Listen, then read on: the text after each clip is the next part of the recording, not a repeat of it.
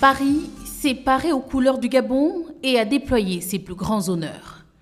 42 ans, il aura fallu attendre 42 ans pour revoir un président gabonais reçu en France, au plus haut niveau de la hiérarchie diplomatique, car la dernière visite de cette portée remonte à 1984 avec le président Omar Bongo Ondimba.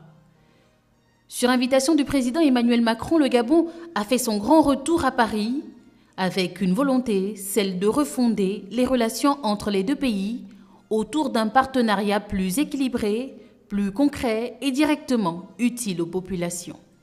Dès son arrivée à l'aéroport de Paris-Orly, le président de la République, Brice Clotaire Oligui Nguema, a été accueilli par Catherine Pégard. Le Premier ministre Sébastien Lecornu, lui, et une partie du gouvernement français ont été mobilisés au Maroc pour la signature d'un partenariat stratégique. Escorté par les motards de la garde républicaine, le cortège présidentiel a ensuite traversé les principales artères de Paris jusqu'à la résidence officielle. En diplomatie, du moins dans le cadre des visites, il y a 4 types de visites. Le minimum, c'est la visite privée. Donc, et après, il y a une visite de travail. Et après, la visite officielle et le sommet, c'est la visite d'État. Et au cours d'une visite d'État, il y a, évidemment, lorsqu'on décide d'une visite d'État, c'est qu'il y a des choses importantes à marquer au niveau de la relation bilatérale. Et comme cela a été souligné, la toute dernière remonte à il y a plus d'une quarantaine d'années. Chaque chef d'État, n'est-ce pas, a une opinion d'abord, de servir son pays, sa patrie. Et c'est l'occasion, justement, de repenser à tout ça. La diplomatie, c'est la négociation perpétuelle. Sans diplomatie, c'est la bagarre. Et la bagarre profite à qui? Il faut se parler. On n'a jamais de plan avec la France. Il faut se parler. Mais au-delà des honneurs, des symboles et du prestige, ce séjour avait un but essentiel, obtenir des engagements susceptibles d'améliorer la vie des citoyens gabonais. Les questions économiques sont devenues des questions centrales dans les relations, effectivement, entre États. La France, qui reste notre premier fournisseur, il va de soi que les questions économiques restent centrales dans notre relation. Et encore davantage aujourd'hui, puisque, comme vous l'aurez constaté, il y a une volonté manifeste du président de la République de rompre avec l'ancien système qui consistait à n'entretenir que l'économie des rentes pour pouvoir permettre une transformation locale avec l'espoir d'une valeur ajoutée qui va effectivement avoir un impact dans le développement industriel. Et donc pour ça, il faut négocier avec nos partenaires traditionnels, dont la France. Le président de la République a d'abord reçu plusieurs partenaires économiques français. Avec la directrice générale d'Air France, il a évoqué un partenariat stratégique avec Fly Gabon pour ainsi renforcer la desserte aérienne du pays, rendre les billets plus accessibles et faire de Libreville un véritable carrefour régional. La diplomatie entre chefs d'État, elle est intéressante, mais elle se matérialise et se concrétise par la signature d'accords entre membres du patronat, ce qui a été le cas récemment. Donc oui, le Gabon passe désormais dans une volonté de pouvoir agir dans le secteur économique, dans le secteur minier, dans le secteur financier.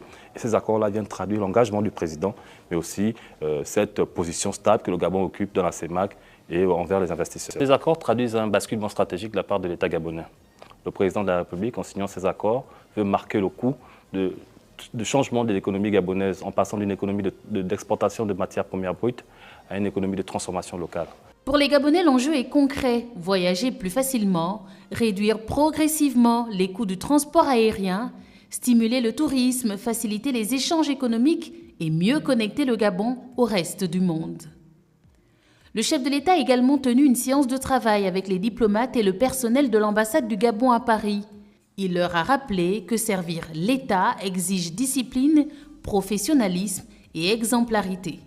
Car une diplomatie efficace doit avant tout protéger les intérêts du pays et répondre aux préoccupations des Gabonais de l'étranger. Au-delà de ça, cette visite d'État a aussi été placée sous le signe de la culture et de l'histoire. Accompagné de la première dame Zita Oligui Nguema, le président de la République a visité le château de Versailles. Appartements joyaux, salons d'apparat et galeries de glace, le couple présidentiel a découvert un lieu chargé de mémoire et de génie architectural français. Et c'est au cours de cette séquence que le chef de l'État s'est vu décerner le prix du courage politique par Patrick Weissman, politologue français et fondateur de la Revue politique internationale. Une distinction récompensant les dirigeants qui font preuve de responsabilité et de détermination dans la conduite de leur pays. Est venu ensuite l'un des moments les plus solennels du séjour. Aux Invalides, le chef de l'État Brice Clotaire Oligui Nguema a reçu les honneurs militaires avant de passer les troupes en revue conformément au cérémonial réservé au chef d'État en visite d'État. Escorté par 25 motards, 128 cavaliers de la garde républicaine, son cortège a ensuite rejoint le palais de l'Élysée.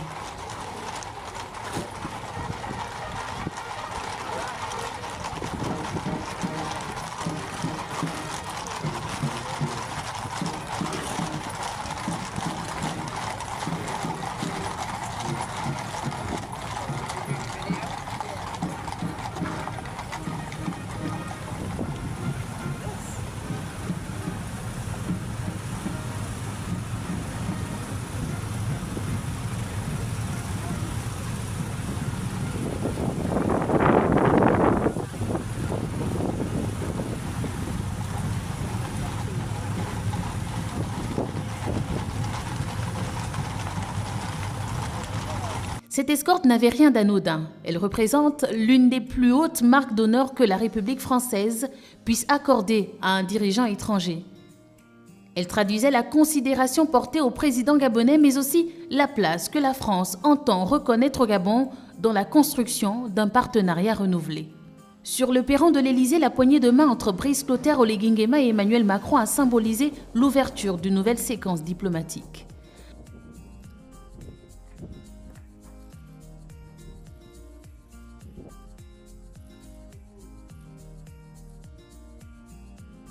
Après un tête-à-tête, les discussions se sont élargies aux 2 délégations, débouchant ainsi sur 3 accords majeurs, sur la sécurité, la transformation locale des ressources ainsi que l'eau et l'énergie. Derrière ces signatures, ce sont des réponses concrètes qui sont attendues par les populations. Le renforcement de la coopération doit permettre de mieux protéger le territoire, les personnes et les biens. La transformation locale des ressources doit davantage créer de valeur ajoutée au Gabon, favoriser l'implantation d'industries, développer les compétences nationales et générer des emplois, notamment pour la jeunesse.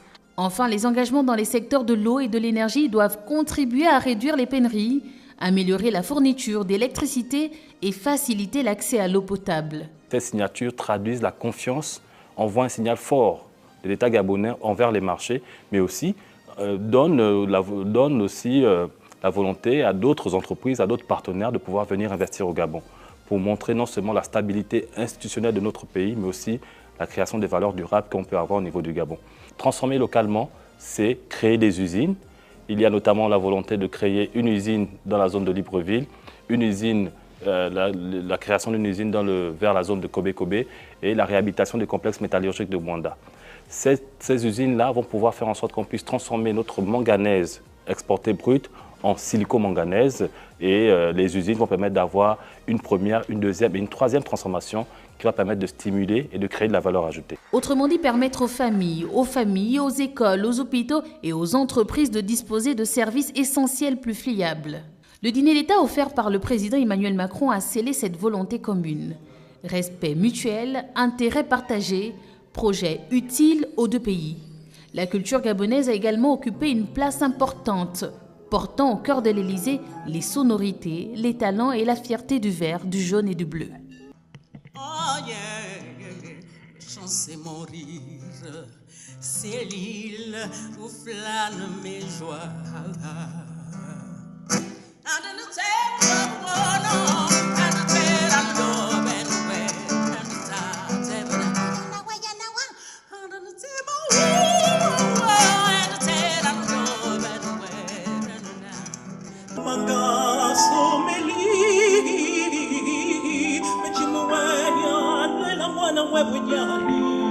Besa be kavala na mameli kayo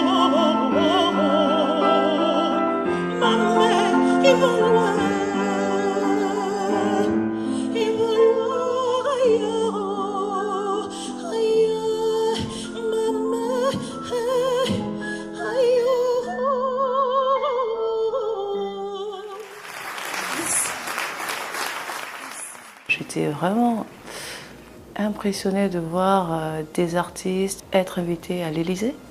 Et j'ai trouvé ça magnifique. J'ai même eu une de mes robes aussi à l'Élysée. Les artistes sont des ambassadeurs de notre pays.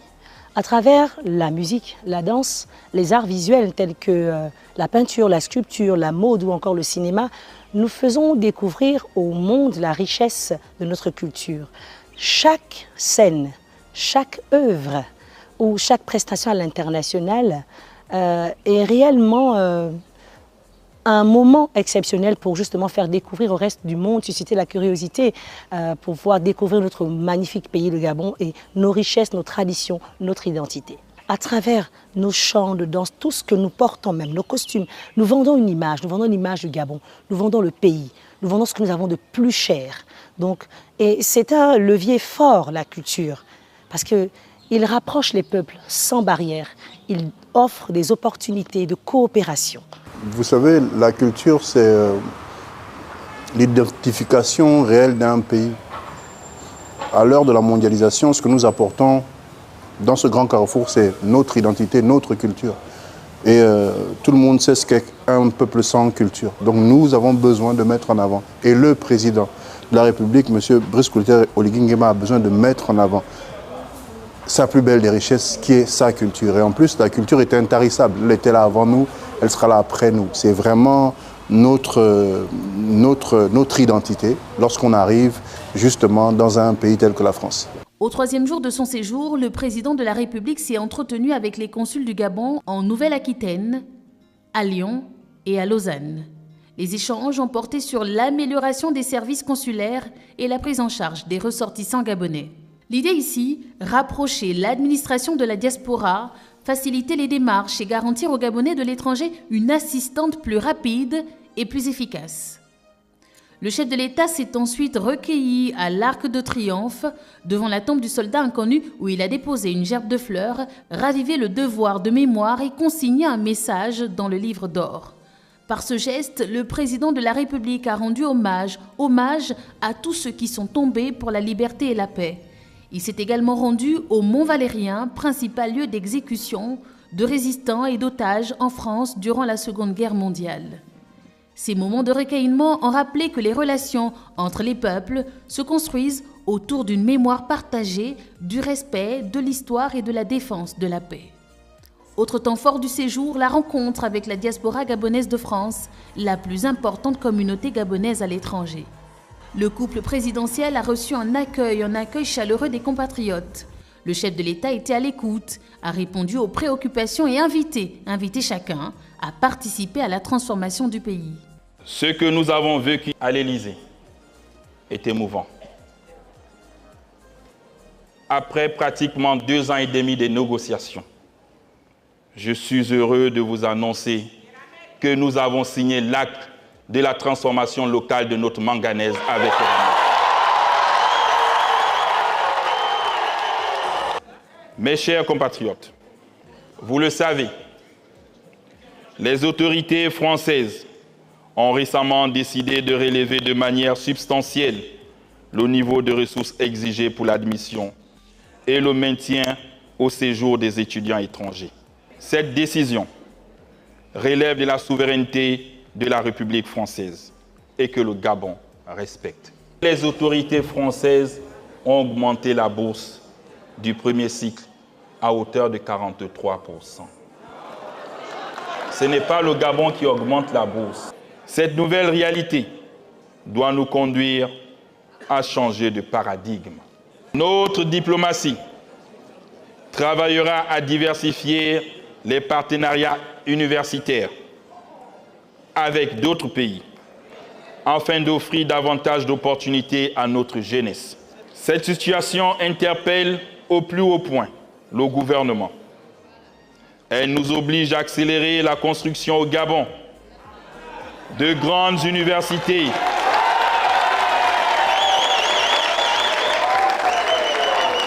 et de grandes écoles répondant aux standards internationaux et offrant une meilleure formation d'excellence reconnue et compétitive. Plusieurs annonces sont sorties de cette rencontre. L'ouverture à l'étranger d'une antenne du Pôle national de promotion de l'emploi et l'organisation simultanée de certains concours nationaux au Gabon et dans les représentations diplomatiques. Pour les jeunes de la diaspora, c'est un accès facilité à l'emploi public, moins d'inégalités liées à l'éloignement et une meilleure valorisation des compétences formées à l'étranger. Le président de la République demande à la jeunesse de mieux se former pour répondre aux nouveaux défis.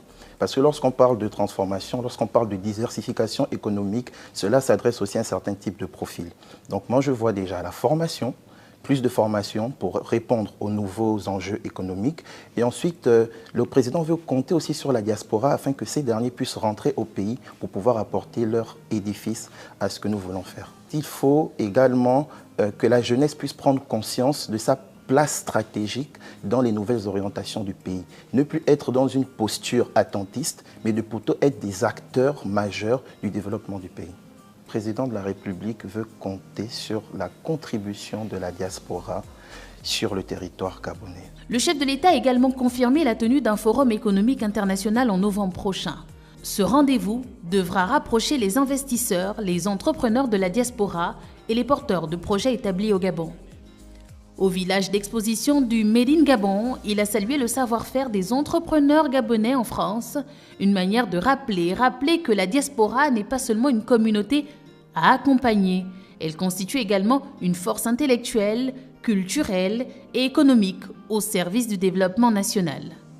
Les audiences économiques ont, elles aussi, été orientées vers les besoins prioritaires du pays. Avec le consortium Omega, les échanges ont porté sur des investissements dans l'eau et l'énergie. Ces projets visent à développer des solutions durables afin d'améliorer l'accès des populations à l'électricité et à l'eau potable. Le partenariat engagé avec l'IAE Paris-Sorbonne doit permettre de renforcer les compétences des hauts cadres de l'État dans les domaines des finances publiques, de la fiscalité, du trésor, des impôts, de la gouvernance et du management administratif. Là encore, le bénéfice attendu pour les citoyens est direct. Une administration mieux formée, une gestion publique plus rigoureuse, des procédures plus efficaces et des services de meilleure qualité. Avec Charles Oualfassier, conseiller spécial Afrique de la Fondation Prince Albert II de Monaco, les discussions ont porté sur un projet d'implantation de la Fondation au Gabon. Cette initiative pourrait soutenir la protection de la biodiversité, la valorisation du capital naturel et le développement d'activités économiques durables au bénéfice des communautés locales. Le séjour s'est achevé par la visite de plusieurs institutions emblématiques, la cathédrale Notre-Dame de Paris, l'hôtel de ville et le palais du Luxembourg. Au Sénat, le président Brice Clotaire Oligui Nguema a été accueilli par Gérard Larcher avec les honneurs dus à son rang. Après la revue des troupes, les deux personnalités ont eu un entretien consacré aux relations entre nos deux pays. À chacune de ces étapes, le Gabon a été reçu avec respect, considération et solennité. Mais la véritable réussite de cette visite ne se mesure pas seulement à la qualité du cérémonial. Elle se mesure à la capacité de transformer les accords en projets, les engagements en investissement et les promesses en amélioration visible dans la vie de chaque Gabonais et Gabonaise. Davantage d'eau potable et d'électricité, plus d'emplois grâce à la transformation locale des ressources, une desserte aérienne renforcée, une administration plus performante, de meilleurs services pour la diaspora, de nouvelles perspectives pour que les entrepreneurs et la jeunesse puissent en bénéficier. En regagnant Libreville, le chef de l'État ne revient donc pas seulement d'une visite d'État. Il revient avec une feuille de route, des partenariats à concrétiser et une responsabilité, celle de faire en sorte que les honneurs reçus à Paris produisent réellement des résultats pour les Gabonais. 42 ans après, une nouvelle page s'est ouverte entre Libreville et Paris.